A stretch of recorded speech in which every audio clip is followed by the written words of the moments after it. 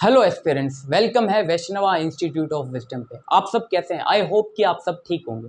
तो हम लेकर आए हैं class 10th English first flight का chapter first, a letter to God, जिनके राइटर हैं जी.एल. फ्यूम्स। इस चैप्टर का मेन कैरेक्टर लेंचो है। अब आपको लेंचो के बारे में बताता हूँ। लेंचो एक पुअर फार्मर है जो कि एक वैली पर रहता है। उसका वैली पर अकेला उसका घर है। अब वो मेन ऑक्यूपेशन उसका है फार्मिंग। वो अपने फील्ड पर कॉर्न ग्रो करता है।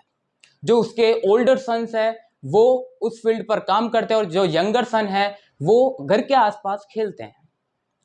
अब उस लेंचो को बहुत ज़्यादा उम्मीद थी गॉड से कि गॉड बारिश करवाएंगे। आप सभी जानते हैं कि कोई भी क्रॉप को ग्रो करने के लिए बारिश की, पानी की कितनी ज़्यादा ज़रूरत होती है। अब लेंचो नॉर्थ ईस्ट डायरेक्शन में स्काई में देखता है कि बारिश के क्लाउड्स तो नज़र आ रहे हैं, लेकिन बारिश होगी या नहीं होगी। लेकिन उसको गॉड पर विश्वास होता है कि बारिश जरूर होगी और वो प्रिडिक्शन करता है कि बारिश जरूर होगी। अब इस स्टोरी में एक विमेन का डिस्क्रिप्शन मिला है। अब इसमें पूरा हमें बताया नहीं है कि वो विमेन क्या उनकी वाइफ है या कोई और, लेकिन वुमेन उनको डिनर पर, सपर मीन्स डिनर पर उनको बुलाती है। वो सारे डिनर कर रहे होते हैं, लेकिन उसी टाइम पे अचानक से बाहर से आवाज़ आती है कि बारिश चालू हो गई। अब लेंचो और उसकी पूरी फैमिली बहुत ज़्यादा खुश हो जाती है कि चलो बारिश तो आ गई। अब बारिश का एंजॉय करने के लिए लेंचो बाहर जाता है और अपने बॉडी पर उन रेन ड्रॉप्स को फील करता है। जो छोटे छोटे बच्चे होते हैं वो भी बाहर जाकर खेलने लगते हैं। तो बारिश की जो रेन ड्रॉप्स होती है वो लेंचो और उसकी पूरी फैमिली के लिए बहुत ज़्यादा इंपॉर्टेंट होती है, बहुत ज़्यादा वैल्यूएबल होती है। इसलिए वो उस रेन ड्रॉप्स को सिल्वर कॉइन्स के नाम से बताता है और वो डिस्क्राइब करता है कि जो छोटी छोटी रेन ड्रॉप्स है वो 5 सेंट के बराबर है और जो बड़ी जो रेन ड्रॉप्स है वो 10 सेंट के बराबर है। अब जो सेंट है ये करेंसी है जो कि मेनली साउथ अमेरिका कॉन्टिनेंट में चलती है। अब धीरे धीरे सारे इंजॉय करने लगते हैं, लेकिन वो रेनफॉल जो बारिश होती है वो अचानक से हेल स्टोन्स ओलों में कन्वर्ट हो जाती है। तो सारे बच्चे ओलों को, जो हेल स्टोन्स हैं उनको कलेक्ट करने लग जाते हैं और उनको नाम देते हैं फ्रोजन पॉल्स, मतलब जमे हुए मोती। अब जो छोटे छोटे बच्चे होते हैं वो कलेक्ट करते हैं। अब लेंचो को फील होता है कि यार ये तो हो गया, लेकिन कहीं ये अपना विकराल रूप, अपना एक डेविल रूप ना दिखा दे। इसलिए वो ट्राई करता है कि जल्दी से मतलब ये जो ओले हैं वो निकल जाए। लेकिन ओवर एन आवर, मतलब लगभग 1 घंटे तक वो जो ओले हैं वो गिरते रहे और जो कंडीशंस थी वो बहुत ज़्यादा वर्स हो चुकी थी, क्योंकि जो सारे ओले हैं उन्होंने पूरा जो फील्ड है उसको ढक लिया था और जो सारी क्रॉप, जो कॉर्न फील्ड थी वो पूरी डिस्ट्रॉय हो चुकी थी। अब लेंचो बहुत ज़्यादा निराश हो चुका था। जब हेलस्टोन्स रुके तब वो जब बाहर फील्ड में गया तो उसको देखा कि पूरा जो फील्ड है वो सॉल्ट वाइट, बिल्कुल वाइट तरीके से कवर हो चुका है, जैसे सॉल्ट गिरा दी हो उसके ऊपर। अब वो सोचता है कि अब मेरा क्या होगा, मेरी फैमिली का क्या होगा, क्योंकि वो पूरा डिपेंडेंस, उसका जो पूरी डिपेंडेंसी थी वो पूरी उस फील्ड पर थी जो कि अभी पूरी डिस्ट्रॉय हो चुकी थी। अब वो सोचता है मेरा क्या होगा, और वो उस नाइट को वो फील करता है कि बहुत ज़्यादा सोरोफुल है वो, कि पूरा परिवार दुखी हो गया था, अब हमारा क्या होगा। लेकिन वो सोचते हैं कि कोई भी हंगर से, भूख से नहीं मरता है, भगवान कभी, गॉड कभी उनको भूख से नहीं मरने देता। इसलिए उनकी एक सिंगल होप थी कि भगवान से हेल्प मांगेंगे तो भगवान हमारी मदद जरूर करेंगे।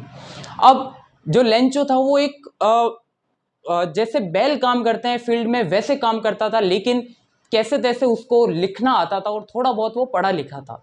तो वो पेपर और इंक को अरेंज करता है और लेटर लिखता है। और वो लेटर पता है किसको लिखता है? जो हमारा चैप्टर का नाम है letter to God, it means वो लेटर लिखता है गॉड को, डायरेक्टली गॉड को लिखता है। ये बहुत ही ज़्यादा स्टोरी बिल्कुल एक अलग ही कॉन्सेप्ट पे चल रही है कि उसको इतना विश्वास है कि वो लेटर, गॉड को लेटर लिख रहा है, इतना विश्वास है उसको। अब वो संडे मॉर्निंग को टाउन में जाता है, वहाँ मेल बॉक्स में अपना लेटर डालता है और ऊपर एनवेलप मीन्स उसका जो लिफाफा होता है उस पर लिखता है टू गॉड, और वो अपने घर वापस आ जाता है। जैसे ही पोस्टमैन, जो कि पोस्ट ऑफिस का एम्प्लॉय है, वो उस मेल बॉक्स में से उस लेटर को निकालता है तो वो लाफ करने लग जाता है, हंसने लग जाता है, क्योंकि वो भी सोचता है कि अभी तक कभी ऐसा कोई कंडीशन हुई नहीं कि किसी ने गॉड को लेटर लिखा हो।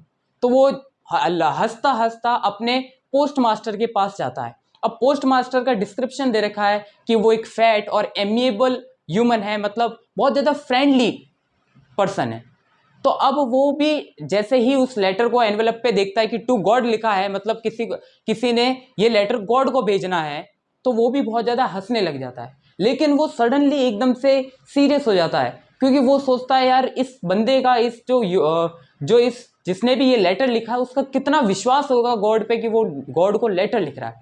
तो वो उस एनवेलप को निकालता है, लेटर रीड करता है। अब लेटर में लिखा होता है कि वो जो पर्सन है उसका नाम लेंचो है, और वो लेटर गॉड को लिखता है और डिमांड करता है कि उसको 100 पीसोस चाहिए, जिससे वो अपनी फसल को वापस ग्रो कर सके, और जब तक फसल ग्रो नहीं हो तब तक अपनी फैमिली को चला सके। क्यों?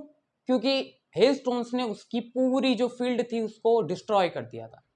अब वो सोचता है कि अब मैं क्या करूं, पोस्ट मास्टर सोचता है, लेकिन अचानक से उसके मन में आइडिया आता है क्यों ना हम इस लेटर का आंसर दे। क्यों आंसर दे? क्योंकि वो जो पोस्ट मास्टर था वो लेंचो का जो फेथ था, जो विश्वास था, उसको शेक नहीं करना चाहता था, वो बिल्कुल तोड़ना नहीं चाहता था कि लेंचो का विश्वास गॉड पे बना रहे। इसलिए हम ही पैसा कलेक्ट करके, इकट्ठा करके उसको सेंड कर देते हैं। अब वो अपनी सैलरी का भी कुछ हिस्सा देता है, सारे अपने फ्रेंड से मांगता है, act for an act of charity, मतलब सबसे मांगता है कि हेल्प करो उसकी। तो वो पैसे इकट्ठे करता है। अब लेकिन प्रॉब्लम ये थी कि पैसे जब उसने मनी जो इकट्ठे करे, अब यहाँ चाहिए थे, लेंचो ने डिमांड करी थी 100 पीसोस की, लेकिन कलेक्ट 50 हाफ से ज़्यादा ही हुए थे, मतलब 50 पीसोस से ज़्यादा ही कलेक्ट हुए थे।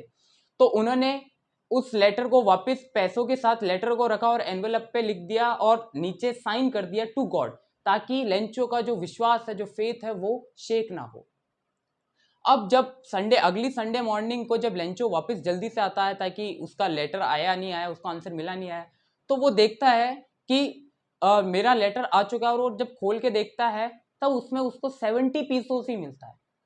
अब वो एकदम से उस टाइम पे सरप्राइज नहीं होता। अगर हम वहां पर उस कंडीशन में होते तो हम सरप्राइज हो जाते कि गॉड हमें कैसे पैसे भेज सकते हैं, वो भी मेल से।